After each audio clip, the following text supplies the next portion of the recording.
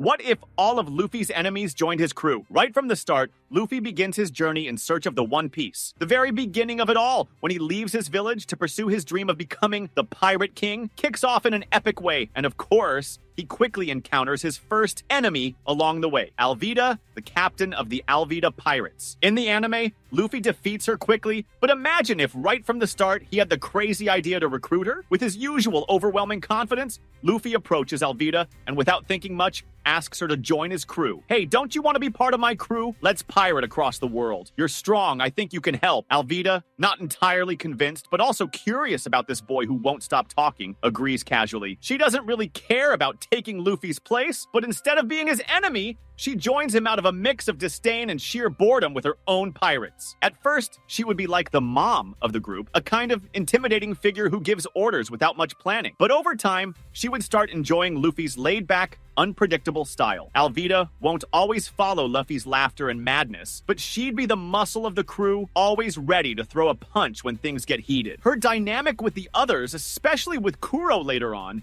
would be pretty funny, with her trying to take charge in a somewhat authoritarian way. With Alvida on board, the energy of the crew would already begin to shift. Luffy wouldn't just be the excited leader. He would have someone really strong to back up his antics and help when things got tough. But of course, things would get even crazier when he encounters his first true enemy, Buggy the Clown. And here comes the twist. Instead of fighting Buggy, as in the original version, imagine Luffy in his classic naivete trying to convince Buggy to join his crew right from the get-go. He walks up with his usual wide grin and says something like, "Hey, Clown, you don't want to pirate with me, do you? I'm Luffy, the future Pirate King. Let's make history together." Buggy, who's already super proud and thinks he's the greatest pirate in the world, is totally thrown off. Deep down, he loves the idea of being recognized by someone as crazy as him. So instead of fighting Luffy, Buggy decides, out of pure pride, and because he loves the idea of being the leader of such an eccentric pirate crew, to join up. With Buggy on the team, the chaos intensifies. He's the guy who loves creating problems and confusion wherever he goes. In addition to being very strong with his Bara Bara fruit, the Chop Chop fruit, Buggy has a super explosive, self-centered personality. He'd bring a chaotic vibe to the group, but it would be fun energy, with him always trying to steal the spotlight, causing more fights and laughing at anything. At first, he'd argue a lot with Alvida and even Kuro, but deep down, he'd end up loving the idea of being part of such a disorganized crew. The impact on the journey would be huge, because the crew would start with characters full of strong attitudes, doing things in a completely different way. Instead of just moving forward,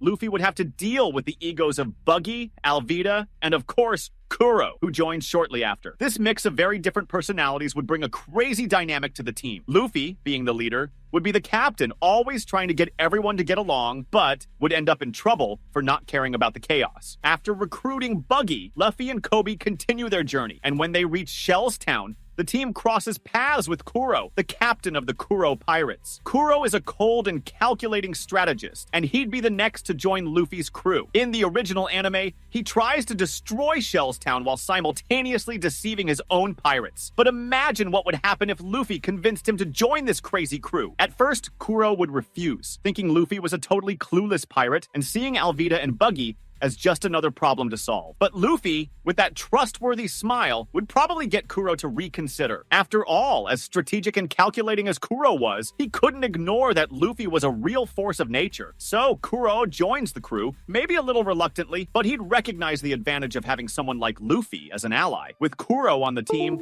things would become more strategic, of course, but Luffy would still act like nothing mattered. Kuro would try to give advice, organize the group, but deep down, he'd get used to Luffy's lack of planning and his incredible ability to solve everything in a clumsy way. Kuro's presence would bring more balance to the crew, and he could help Luffy escape tricky situations, adding a more sophisticated touch to Luffy's pirate style. Alvida, on the other hand, would remain the muscle of the team, while Buggy would keep providing the comedy and chaos. Now, when the crew finally arrives at Baratie, what would have been a simple fight with Don Krieg turns into a full-blown battle of egos. Kuro, who would likely see Don Krieg's threat as a strategic opportunity, would organize everything behind the scenes, while Buggy would try to turn the fight into a big, eccentric show. Alvida, of course, would love the idea of just crushing the enemies with her fists, and Luffy would be there, with his wide grin always charging in without a second thought. Now that Luffy's crew is bigger and crazier than ever, with Alvida, Buggy, Kuro, and of course Luffy, the crazy captain, let's jump ahead to the Alabasta arc. First of all, if Crocodile, the leader of Baroque Works, were to recruit Luffy's crew instead of being defeated, it would completely change the Alabasta arc. Crocodile, with his Suna no Mi, Sand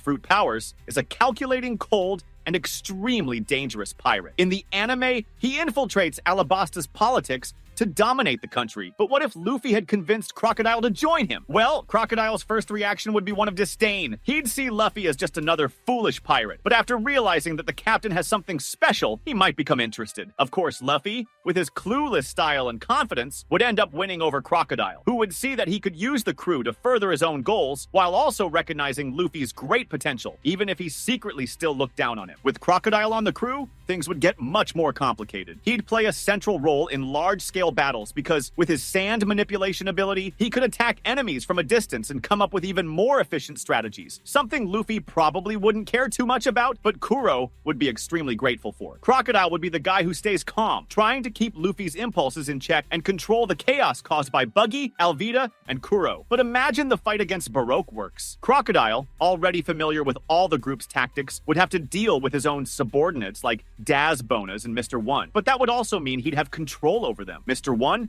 with his ability to turn his body into sharp blades, and Daz Bonas, with his brutal fighting style, would actually become Luffy's allies. But there'd still be an internal rivalry, with Crocodile trying to maintain order and focus. If Daz Bonas, the deadly assassin of Baroque Works, joined the crew, it would be a mix of raw power and calculated killing. He'd be the guy in the anime who's always trying to slice through everything and everyone with his sharp blade. But if he became part of Luffy's team, he'd probably end up having fun with the crew's more chaotic style. At first, Daz Bonas wouldn't have much patience for Luffy, Buggy, or Alvida, who are more impulsive. But over time, he'd adapt. He'd likely see Luffy as an unstoppable force and be drawn to his contagious energy, which would keep him on the crew despite his dark nature. The dynamic between him and Zoro would be interesting since both are extremely skilled swordsmen and their rivalry would be inevitable. But in the end, they'd be allies in battle, with Daz Bonas offering support in combat with his ability to cut through anything with his blades, while Zoro would show the way of honor and fair fighting. Imagine the situation when the crew arrives in Alabasta to help Princess Vivi and faces Baroque Works. Daz Bonas would probably play a crucial role in defeating Crocodile's former allies and co-workers like Mr. One, since he knows all their weaknesses and can predict their moves. This would make the battle against Crocodile's subordinates much more strategic, with Daz Bones cutting down and defeating Baroque Works agents without wasting any time. Now, let's talk about Mr. One and Mr. Two Bon Clay, two absolutely amazing characters with very different abilities. Mr. One, with his body transformed into blades, would be an excellent addition to the crew, since in addition to his brute strength, he could use his ability to cut through anything in his path. But the real twist happens when he meets Mr. Two Bon Clay, the master of the Hana no Mi, who can transform and imitate anyone. Mr. Two Bon Clay, the charismatic, eccentric, and emotional member of Baroque Works, might be the hardest to convince. But Luffy, with his irreverent style, would probably win Bon Clay's trust in a unique way. Instead of seeing Luffy as an enemy, Bon Clay would see him as a much more genuine person, and over time, he'd become extremely loyal to the captain. Now, imagine the impact Bon Clay would have on the crew's dynamic. He'd bring not only comedic moments, but also disguise and deception skills that would be incredibly useful for stealth missions, like infiltration. He and Luffy would become inseparable friends, with Bon Clay always putting on theatrical performances to entertain the group. On the other hand, Mr. One, with his ability to turn his body into sharp blades, would become a formidable ally in combat, helping the crew take down enemies with precision and efficiency. Together, Mr. One and Bon Clay would make the perfect mix of brute strength and disguised abilities, giving the crew more flexibility and a more strategic approach to the challenges ahead. With all these new members, when the crew finally arrives in Alabasta to help Vivi, things would be completely different. Instead of fighting Crocodile and his subordinates, Crocodile would now become the crew's main ally. His strategy to take down Baroque Works would be entirely different from the original approach,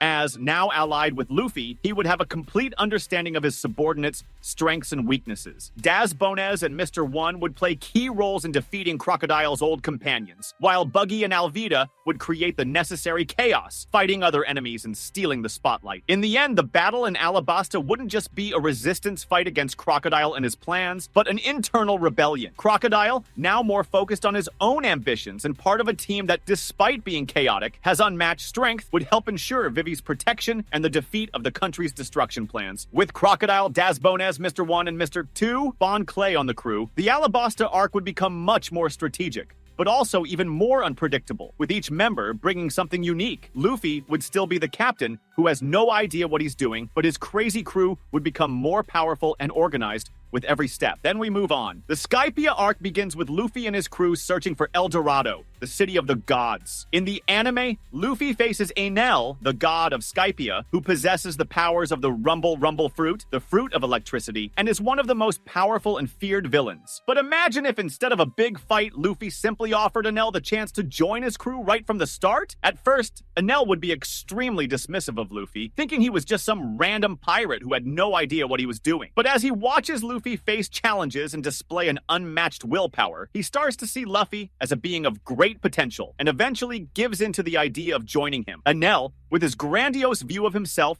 and his arrogant nature, probably thought he was on a divine mission. But with Luffy, he would realize that he didn't need to be the only god. He could instead be part of something bigger, a true force of chaos, where he could be the god of a pirate crew that would destroy everything in its path. With Enel in the crew, the team dynamics would change completely. With his insane electrical powers, he would become the main destroyer in battles, able to obliterate enemies from a distance without even needing to move. Moreover, his presence would spark a crazy amount of internal conflicts, especially with Crocodile and Buggy, two massive egos who would get irritated by Enel's demeanor. Kuro, the strategist, would try to convince him that being part of a pirate crew would be more beneficial than self-proclaiming himself a god. But Enel would definitely never stop being somewhat arrogant and imposing. Skypiea, which was already a huge battle between the Skypieans and the Shandians, would now have Enel as Luffy's ally, making the events unfold in a much more strategic way. Instead of a simple war against Enel, the crew would now have an absurd amount of power at their disposal. Luffy could now use Enel more flexibly, as his electric strength would become a strategic resource against the big enemies they would face ahead. In the end, Luffy's crew would have conquered Skypiea with Enel's help, but with many ego conflicts along the way. Now, things start heating up with Water 7 and Enies Lobby, where Luffy's crew would face one of their greatest challenges so far, the powerful CP9, including Lucci, Kaku, and Khalifa. In the original arc, Luffy and his crew face CP9, a secret organization of the world government, to rescue Nico Robin and protect Frankie. But with Lucci, Kaku, and Khalifa joining the crew, how would things change? Lucci, the main antagonist of CP9, is the unbeatable assassin and master of Rokushiki. At first, he would undoubtedly be the hardest to convince. Lucci has an unwavering commitment to the world government and absolute justice. But like every great villain who has faced Luffy, he would realize the value of the freedom Luffy carries. Instead of fighting to the death against Luffy, he would come to see that the pirate captain's willpower and skill are actually a kind of justice he had never experienced before. Lucci would then join the crew, but with a cold gaze, waiting for the right moment to act and perhaps take control. He would play a key role as the crew's bodyguard, using his Rokushiki powers to eliminate any enemy that crossed Luffy's path. Kaku, with his Jira Jira no Mi, giraffe fruit, was a huge threat as a swordsman and member of CP9, but also an extremely intelligent and skilled character. After being defeated by Luffy, he would likely see the opportunity to join the crew more pragmatically. Kaku, someone who respects strength and strategy, would fit well into the crew, creating a balance between brute force and tactical thinking. With his combat skills and experience as a secret agent, he could assist in infiltration missions or in battles, fight with style using his unique technique. Now, Khalifa, the CP9 agent with the Awa Awa no Mi soap splash fruit, would be the easiest to convince to join the crew, as she doesn't have the same commitment to justice as Lucci. Khalifa, with her cool and laid-back attitude, could easily be seduced. Kaku, someone who respects strength and strategy, would fit well into the crew, creating a balance between brute force and tactical thinking. With his combat skills and experience as a secret agent, he could assist in infiltration missions or in battles, fight with style using his unique technique. Now, Khalifa, the CP9 agent with the Awa Awa no Mi soap splash fruit, would be the easiest to convince to join the crew, as she doesn't have the same commitment to justice as Lucci. Khalifa, with her cool and laid-back attitude, could easily be seduced by the chaos and fun that Luffy's crew brings. Instead of being the serious government agent, she would likely adapt to the madness of the crew, offering her combat and espionage skills, but also standing out with her more playful personality compared to the other members. With Lucci, Kaku, and Khalifa on the crew, the battle at Enies Lobby would become even more chaotic and strategic. Lucci, with his Rokushiki and leopard form, lion-like, would be the main guardian of the crew, but also the first to act in missions to eliminate threats. Kaku, now more of an ally than an enemy, would also have a prominent role, perhaps even competing with Zoro for leadership in battles, since both are exceptional swordsmen. The great battle against the world government, culminating at Enies Lobby with the destruction of the Enies Bridge, would become far more intense. Instead of just a fight against the government, the crew would now have the advantage of having Lucci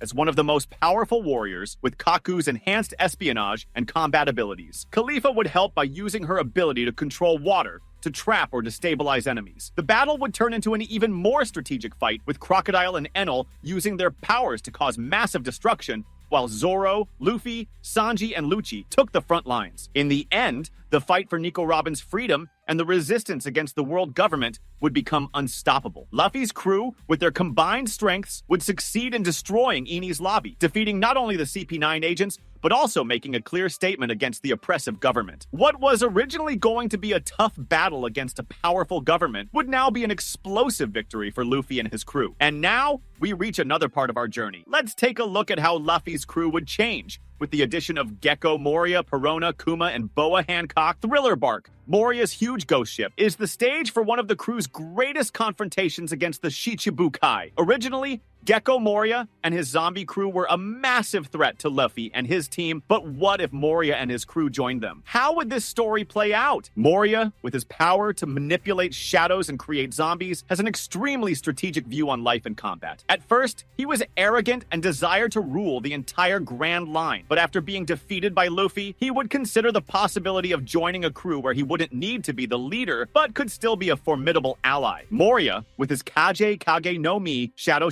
Fruit, would bring an incredible strategic ability to the crew. If he were to join Luffy's gang, he would play a key role in combat, not just with his ability to create unbeatable zombies, but also with his experience in manipulating shadows to weaken enemies and control the battlefield. However, at the same time, he would be a challenging and egocentric character, wanting to take control of the crew from time to time and always challenging Luffy for leadership. This kind of internal rivalry could bring some chaos to the group, but it would also make everyone stronger and more strategic. With Moria, the battles at Thriller Bark would be completely different. Luffy wouldn't need to rely as much on his physical strength to defeat Moria's zombies and the giant zombies, because Moria's ability itself would help keep the enemies occupied and under control. Zoro and Sanji would be more active in direct combat, while Moria would bring a more strategic approach, manipulating shadows to destabilize enemies before entering the fight. Now, Perona's presence in the crew would be absolutely entertaining. In the anime, she comes across as an eccentric person who loves to see others in emotionally weak states with her negative ghosts. She also has a cute personality, but is pretty stubborn. If she joined the crew, her relationship with Luffy would be interesting. She'd probably find Luffy a very annoying and unbearable figure, but also incredibly charismatic and fun. If Perona joined the crew, she would have a significant emotional and psychological impact on the group. Her ability to manipulate ghosts and create depression and sadness would be useful, but it would also bring an emotional chaos dynamic to the team. Imagine her trying to use her negative ghosts on the crew members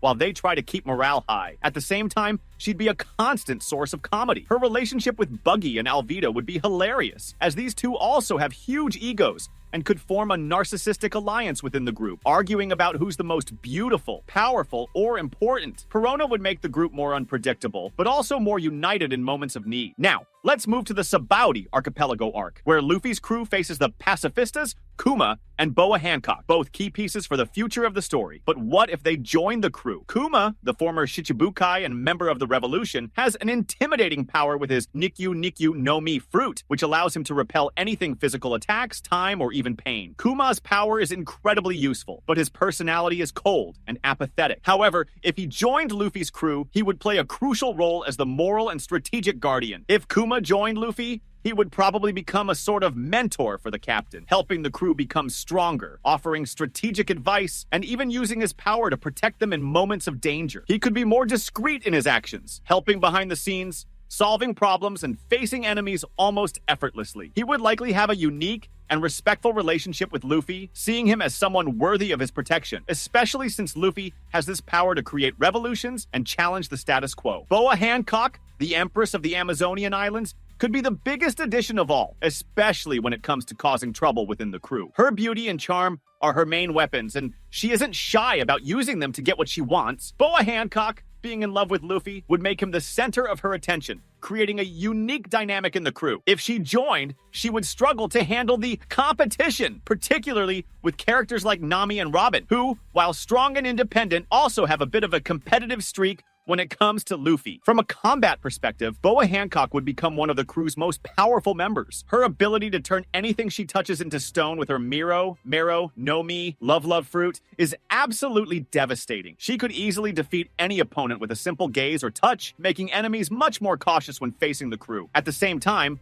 her unwavering loyalty to Luffy would make her one of the captain's primary defenders, always protecting him with all her strength. If all these enemies joined Luffy, the following adventures would be an explosion of power and strategic chaos. The fight at Thriller Bark, instead of being a tough challenge, would become a near-effortless battle for the crew, as Moria, Perona, Kuma, and Boa Hancock's abilities combined would create an unbeatable offensive. Sabaody Archipelago, instead of being a humiliating defeat for the crew, would turn into a massive battlefield where Luffy's crew faces the forces of the government. But now, with Kuma's help, who has a history of working with the revolution, and Boa Hancock, who as an empress wouldn't be afraid to face the government directly, Luffy's crew would become an almost unstoppable threat in the pirate world. Now, the game has completely changed. Luffy's crew is stronger, more strategic, and filled with diverse personalities that bring both chaos and power to the team. With Gecko Moria, Perona, Kuma, Boa Hancock, Enel, Crocodile, Bones, Mr. One, Lucci, Kaku, Khalifa, and other formidable members in the crew, the battle at Dressrosa would be pure madness, but at the same time, unstoppable. Luffy's crew, now with more members and powerful allies, arrives in Dressrosa with the mission of defeating Doflamingo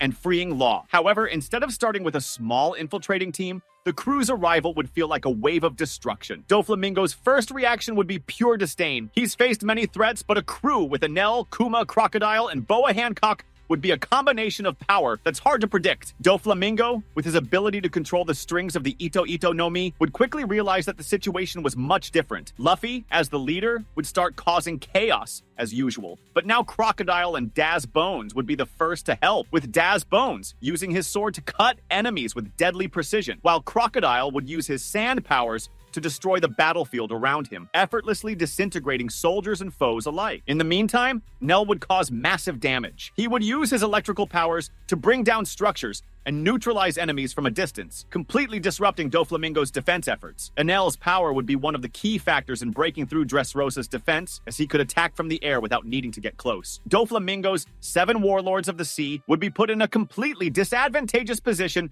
with so many powerful villains on Luffy's side. Let's see how each of Doflamingo's major generals would face Luffy's new crew. Diamante, one of Doflamingo's strongest lieutenants, with his ability to strengthen his attacks with crystals, would pose a problem. But Kaku, with his transformation skills and swordsmanship, could easily use his sword technique to cut through Diamante's defense. Lucci, with his Rokushiki abilities, would likely face Diamante with similar brutality, while Khalifa would use her water abilities to destabilize Diamante's attacks, creating weak points. Trebol, the master of sticky gum and a slippery enemy, could easily be confronted by Perona, who, with her negative ghosts, would mentally weaken Trebol, making him vulnerable. Moria's presence, with his shadow manipulation, would also help capture or destabilize Trebol. Virgo wouldn't stand a chance against Lucci and Kaku together, as Virgo's hockey skills could be neutralized by Kaku's precision and power, and Lucci's powerful Rokushiki attacks. Pika, with his ability to control rocks, would face Crocodile, who can manipulate sand. Crocodile has already shown he can control his surroundings, so he could easily neutralize Pika's strength and turn him into a pile of sand. Doflamingo, however, would be the greatest challenge, but with the presence of Gecko Moria, Enel, and Boa Hancock, the fight would play out very differently. Moria, with his shadow powers, would make it difficult for Doflamingo to fight against so many enemies at once. The battle would be intense. Doflamingo would try to maintain control of the battlefield with his wires, but Boa Hancock, with her petrification powers, would create strategic distractions by turning Doflamingo's soldiers and even parts of the surrounding structures into stone to limit his movements. Kuma, with his ability to repel attacks, would become the main defensive pillar, absorbing Doflamingo's attacks and protecting his allies. And what about the Great Luffy? With the addition of so much strength and strategy, Luffy would enter the battle with much more confidence, perhaps even more motivated to challenge Doflamingo directly, knowing his crew had colossal power. Zoro, Sanji, and the other support members would provide the necessary support to weaken Doflamingo, while Luffy would use his Gear 4th to try to finish off the enemy once and for all. And so, they would also join the crew. What would happen to Whole Cake Island if, in addition to Luffy's crew, his former enemies and Doflamingo's allies joined forces? The mission to rescue Sanji and face Big Mom would take a completely different turn now, with Gecko Moria, Perona, Crocodile, Boa Hancock, Enel, Dazbones, Mr. One, Kaku, Khalifa, and Doflamingo's allies like Virgo, Pika, Diamante, Trebol, Baby 5, Master of the Wire, and even Doflamingo was on the team, the battle would be more strategic and devastating. Let's see how the plot would unfold. With the arrival of Luffy's new allies, Whole Cake Island would become a much more chaotic and strategic battlefield. When the crew arrives on the island to rescue Sanji, things would play out in a completely different way than what we saw in the original story. Right after landing, Luffy's crew would begin to split up, and unlike the original mission, which depended heavily on disguise and hide-and-seek strategies, now it's a game of raw strength and strategic intelligence. Boa Hancock's presence, with her petrification powers, would completely alter the dynamics, as she could immediately neutralize any member of the Charlotte family or even some of Big Mom's strongest subordinates, like Katakuri and Cracker, preventing them from attacking the crew. On the other hand, Enel becomes a major invisible threat, as he could use his electrical power to create interference with Whole Cake Island's communication systems, disable defenses, and even destroy the spies and sentinels that Big Mom would place around the island. Crocodile, with his sand manipulation, could wreak havoc on the infrastructure of Whole Cake Island, especially Big Mom's barriers and fortresses, destroying walls and creating gaps in the terrain for Luffy's crew to pass through more easily. If Big Mom's fortress were destroyed in some areas, it would give the crew more freedom of movement without the limitations of solid and secure ground. Infiltrating the Charlotte family castle would be incredibly easier. Kuma, with his ability to repel attacks and move anything, could dematerialize any obstacles and transport the crew members into the castle with an almost imperceptible motion. This wouldn't just help hide the group, but also ensure everyone's safety as they passed through the most heavily guarded zones. Meanwhile, Gecko Moria and Perona would be Luffy's secret weapons. Moria, with his ability to manipulate shadows, could create resistance zombies to act as shields, distracting Big Mom's subordinates and allowing the crew to move undetected. Perona, with her negative ghosts, would act as a psychological weapon, creating emotional chaos among the enemies. She could weaken the morale of people like Smoothie and Katakuri, making them doubt themselves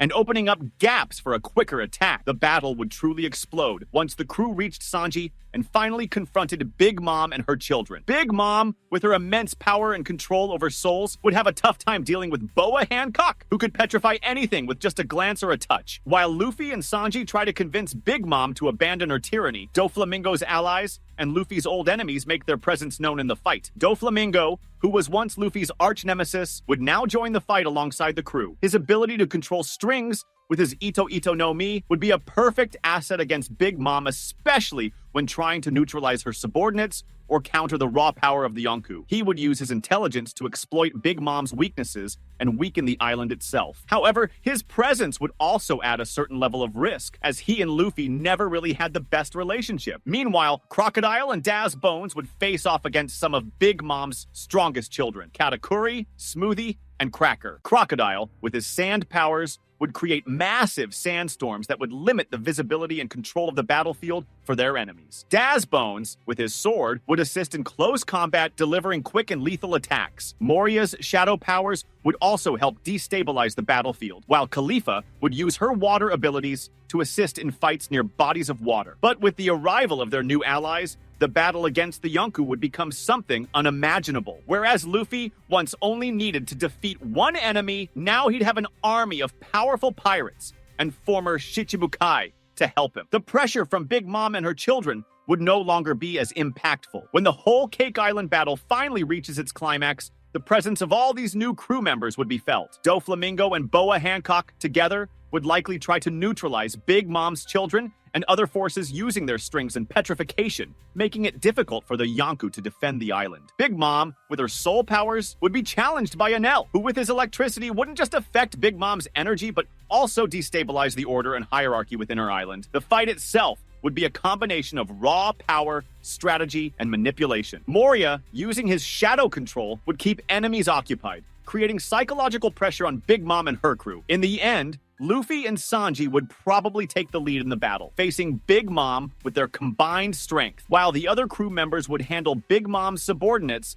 like Katakuri and Cracker. Unlike in the original story, the victory would be much more decisive and quicker, with the crew's teamwork and combined strength being the key to success. And in the end, they would all join the Straw Hats. And finally, we reach the Wano battle, which would have a completely different dynamic with Big Mom and her subordinates joining the Straw Hats, along with Doflamingo, Gecko Moria, Kuma, Enel, Crocodile, Boa Hancock, and all of Luffy's other allies. The presence of these powerful former enemies would turn Wano into an even more chaotic battlefield, but also one that would be much more strategically advantageous for the crew. When the Straw Hats arrive in Wano, the situation would be completely different from the original story. Instead of an improvised alliance with the local samurais and the resistance, the crew would already have a colossal force alongside Big Mom and her subordinates. Big Mom's presence in Wano would have an immediate impact. Not only would she have a historical rivalry with Kaido, but her sheer aura of power would make Kaido's subordinates start questioning their loyalty. The Yonkou Big Mom, feared throughout the world, would arrive with her power to control souls and life energy, giving the crew a huge advantage by neutralizing some of Kaido's and his allies' most powerful attacks. Meanwhile, Crocodile and Daz Bones would wreak havoc with their powers. Crocodile, controlling sand,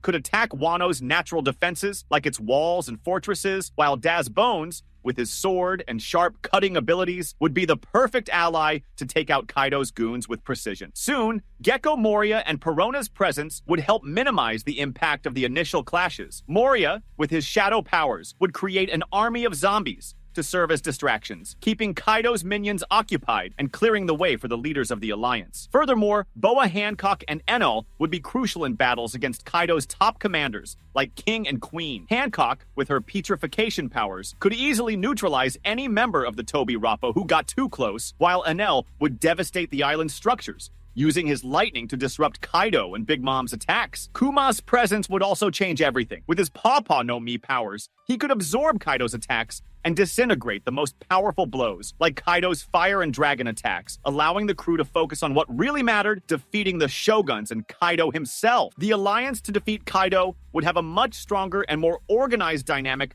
than what was seen in the original story. The presence of Big Mom, with her abilities and strength combined with the strategy of Luffy, Zoro, Law, and the Straw Hats, would make Kaido and his allies doubt their superiority. Kaido, someone with enormous confidence in his power and immortality, would be particularly uncomfortable with Big Mom's presence, as she shares the same brutal strength and strategic intelligence. Doflamingo, alongside Luffy, would likely take the lead in negotiations with Orochi and the samurai forces, manipulating the forces at play to neutralize the enemies and counter any surprise attacks. Gecko Moria, with his zombies and shadows, would form an underground army that would attack by sabotaging Kaido's fortifications. His zombies would help diminish the strength of Kaido's armies and open up space for a direct confrontation between the major powerhouses. Perona, with her negative ghost ability, would provide psychological support, weakening the morale of Kaido and his subordinates. She could even destabilize the Toby Rappo with her psychic attacks. The confrontation with Kaido, now with Big Mom as an ally by Luffy's side, would be completely different. Kaido, with his ability to transform into a dragon,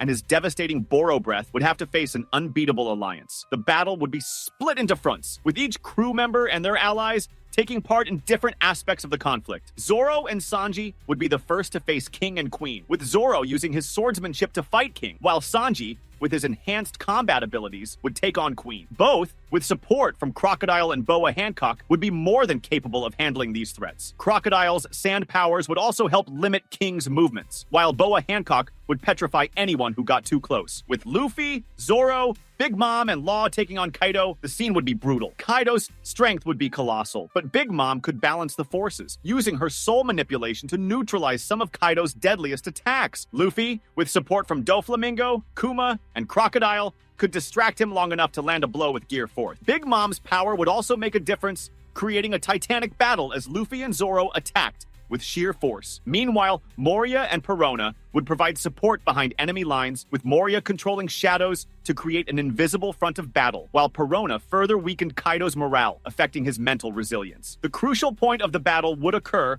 when Luffy and Big Mom together would finally break Kaido's invulnerable defense. While Big Mom used her haki to combat Kaido directly, Luffy, with the help of Zoro, Crocodile, Doflamingo, and Boa Hancock, would go all out, using his Gear 4th to deliver the decisive blows. Kuma and Moria would work behind the scenes to ensure Kaido's defeat. With the final coordinated attacks, Kaido would fall, defeated not just by strength, but by the unity of Luffy's crew, now strengthened by allies from all corners of the world. And so, with Kaido and the Tobi Roppo defeated, the crew would be unstoppable.